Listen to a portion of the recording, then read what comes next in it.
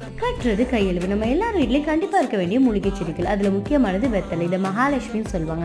அது மட்டும் இல்லாமல் குழந்தைங்களுக்கு உடம்பு சரியில்லாதப்ப வெத்தலை இடித்து சாறு கொடுப்பாங்க, ரொம்ப நல்லது. அடுத்து பெரண்டை.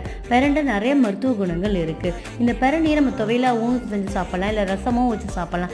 இது செய்யும் போது கை அரிக்கும்னு சொல்லுவாங்க. அப்போ ஆயில் கையில் தடவிக்கிட்டு செய்யுங்க, கண்டிப்பாக அரிக்காது.